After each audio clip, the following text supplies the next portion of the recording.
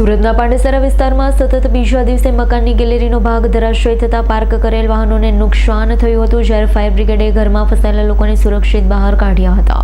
સુરતના પાંડેસરા વિસ્તારમાં મુક્તિનગરમાં સતત બીજા દિવસે ગેલેરી ધરાશયી થવાની ઘટના સામે આવી છે. ગેલેરીનો ભાગ અચાનક તૂટી પડતા નીચે પાર્ક કરેલી એક રિક્ષા અને બાઇક દબાઈ જતા ભારે નુકસાન થયું હતું. ઘટનાની જાણ થતાં ફાયર બ્રિગેડની ટીમ તાત્કાલિક સ્થળ પર પહોંચી હતી.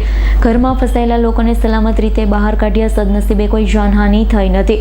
છેલ્લા કેટલાક દિવસોથી શહેરમાં રસ્તા પર ભૂવા પડવાની ઘટના બાદ હવે મકાનોની ગેલેરીઓ ધરાશયી થવાની ઘટના સામે આવતા સ્થાનિકોમાં ભય અને ચિંતાનો માહોલ જોવા મળી રહ્યો છે.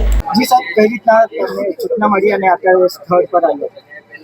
પાંડેસરા પોલીસ વિસ્તારમાં આવેલ મુક્તિનગર સોસાયટીના એક મકાનની છત એટલે કે ગેલેરી પડી ગયેલાના 112 ઉપર કોલ આવતા તાત્કાલિક લોકલ પોલીસ સાથે સ્થળ ઉપર આવેલા હતા. ફાયર બ્રિગેડ હાજર હતી. ઉપર મકાનમાં 2 અને બીજા મકાનમાં 5 થી 6 માણસો ફસાયેલા હતા, જેને ફાયરની મદદથી રેસ્ક્યુ કરવામાં આવે છે. હાલ સુધી કોઈ જાનહાનિના સમાચાર નથી, પરંતુ એક બાઇક તેમજ એક રિક્ષા કાટમાળમાં ફસાતા નુકસાન થયેલા છે. જે બીજો કાટમાળ છે ખસેડવાની કાર્યવાહી ચાલુમાં છે. લોકલ બંદોબસ્ત ચાલુ છે. જી સાહેબ, આપણું નામ અને કઈ રીતના કોલ મળ્યો?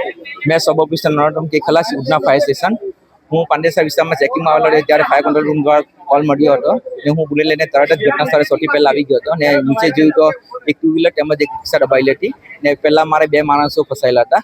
એમને લીડર દ્વારા રેસ્ક્યુ કરીને તરત જ બહાર સહી સલામત બહાર કાઢ્યા હતા ને બીજી કોઈ જાનહાનિ કે ઈજા થઈ નથી. આ કઈ રીતે નુકસાન થયું આ પામ્યું છે?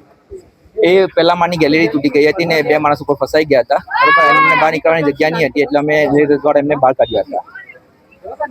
Bureau report S9 news Surat. અમારી તમામ માહિતીથી અપડેટ રહેવા માટે જોડાયેલા રહો S9 ન્યૂઝ સાથે.